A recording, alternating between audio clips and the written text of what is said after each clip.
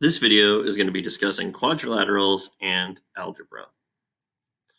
So we can use the properties of quadrilaterals along with algebra to find the missing parts of shapes. So we can use these to find missing side lengths, missing diagonal lengths, or missing angles.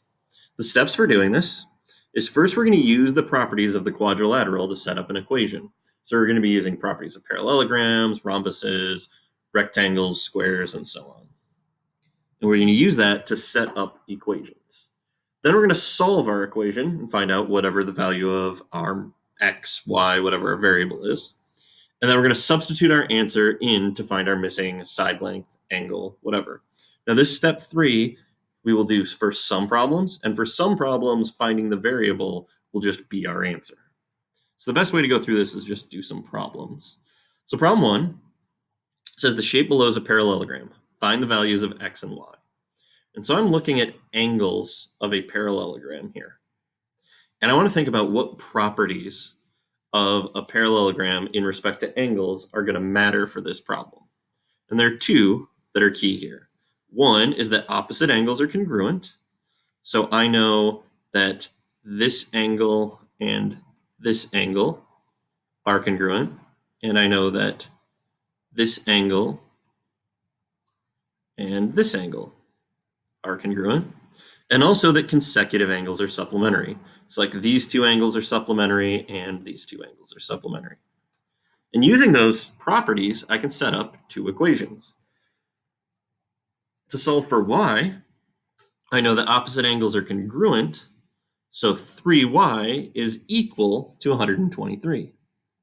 To solve for x, because consecutive angles are supplementary, this angle, 2x minus 5, plus this angle, 123, equals 180. So now I just need to solve those equations. For my first one, just divide both sides by 3, and I end up with y equals 41.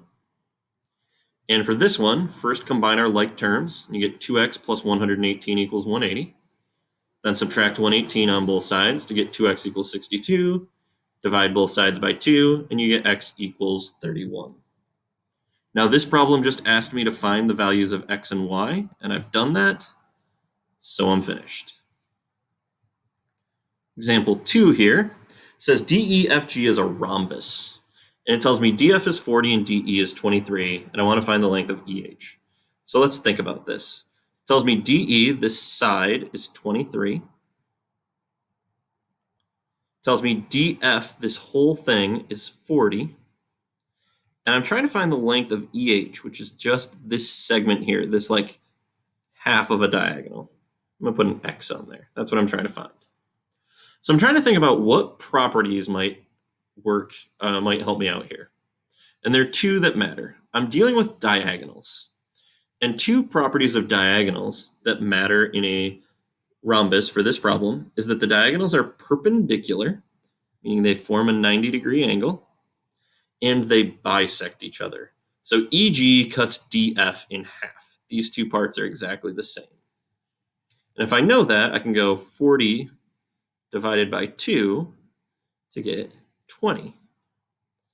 So then the question is, why did I do that? Well, one thing I've got here that I can kind of highlight so we see a little better is that this segment, this section of of our rhombus is a right triangle. I've got a 90-degree angle, I've got my hypotenuse, and my two legs. And since I know that, I can now set up an equation using Pythagorean theorem. My two legs, x squared plus 20 squared, equals my hypotenuse squared, 23 squared. Okay, now I'm able to set this up because my diagonals are perpendicular and they bisect each other.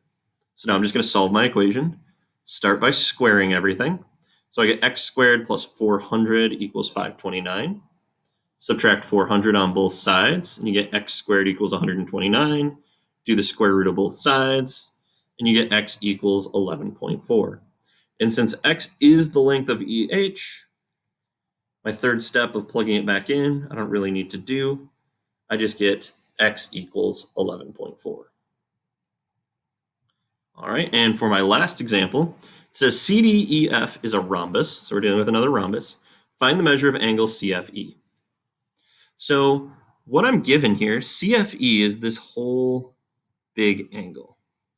And I'm given the two parts of the angle are 5x plus 1 and 8x minus 20. And so I got to know something about these angles in order to solve this problem. And the property that's going to help me with that is that in a rhombus, the diagonals bisect the angles, meaning the diagonals cut the angles in half. And what that tells me is that these two smaller angles, CFG and EFG, are the same. They're equal to each other. So I can just set up the equation. 5x plus 1 equals 8x minus 20. I'm able to do that because this is a rhombus and the diagonals bisect the angles. So now I'm going to solve. I'm going to start by getting my variables on one side, subtract 5x on both sides, and I get 1 equals 3x minus 20. Add 20 on both sides to get 21 equals 3x. Divide both sides by 3, and you get x equals 7. Now for this problem, I'm not just asked to find x, I'm asked to find this whole angle CFE. So there are a couple ways of doing it.